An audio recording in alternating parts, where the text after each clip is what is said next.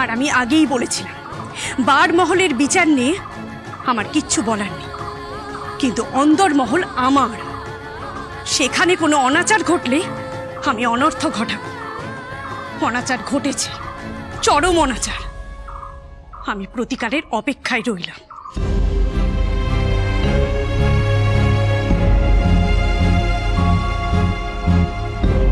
বাবা, দয়া করে আমাকে ভুল বুঝবেন না, আমি নিজের চোখে দেখেছি। আমি ভুল হতে পারি, কিন্তু কেন জানি না আমার মনে হচ্ছে তুমি আমার অপত্য স্নেহ আর বিশ্বাসের অমর্যাদা করছো, তার যথেচ্ছাচার করছো। স্বাধীনতা আর স্বেচ্ছাচারিতার মধ্যে যে বিস্তর ফারাক আছে সেটা তুমি গুলিয়ে ফেলেছো বৌরানী। বাবা, তুমি এই মুহূর্তে বিজনের কাছে ক্ষমা চাইবে, এক্ষুনি এবং সর্বজন সমক্ষে।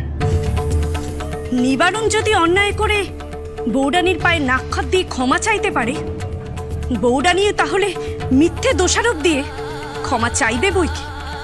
অবশ্যই চাইবে। চাও বৌরানী, সবার সামনে ক্ষমা চাও। নাইমা, আমি আপনাকে কথা দিচ্ছি, বৌমণি যদি আমার কাছে ক্ষমা চায় আমি কিন্তু তাকে ক্ষমা করে দেব। কি ক্ষমা চাইবে না? ক্ষমা চাও? অসম্ভব। আমি ক্ষমা চাইবো না। যে অপরাধ করেছে তাকে ক্ষমা চাইতে না বলে আপনারা আমাকে ক্ষমা চাইতে বলছেন? এই আপনাদের বিচার ব্যবস্থা? এই শোনো, সঠিক বিচারের জন্য সাক্ষ্য প্রমাণ এই সব কিছু লাগে। হাওয়ায় হাওয়ায় কারুর ওপর জাতাভাবে দোষারোপ করলেই তো আর হয়ে যায় না। ঠিক, একদম ঠিক, একদম ঠিক কথা।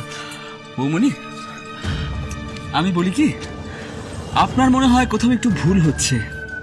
দেখুন, আমি তো আপনাকে শ্রদ্ধা করি, হ্যাঁ, সেই কারণেই তো এই কাজে আপনাকে সাহায্য করতে এসেছিলাম। আমি আবারও বলছি, আপনি যদি আমার কাছে ক্ষমা চান আমি কিন্তু আপনাকে ক্ষমা করে দেব। বললাম তো আমি ক্ষমা চাইবো না।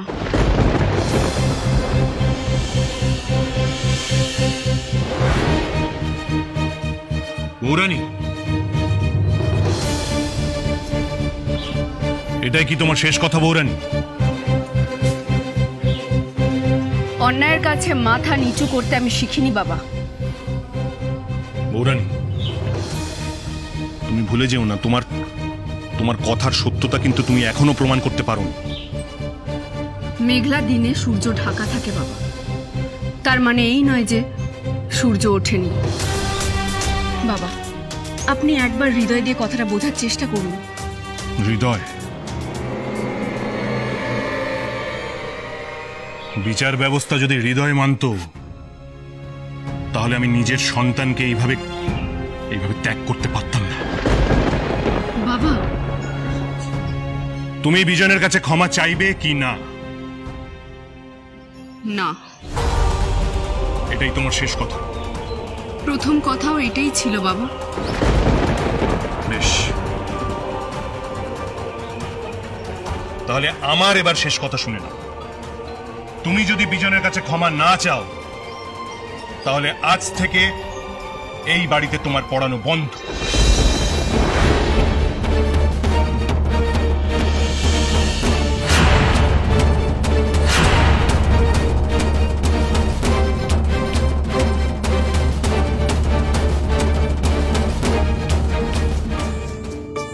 স্বয়ং শিক্ষা, সোম থেকে শনি সন্ধ্যে ৭টায়, আকাশ ৮-এ।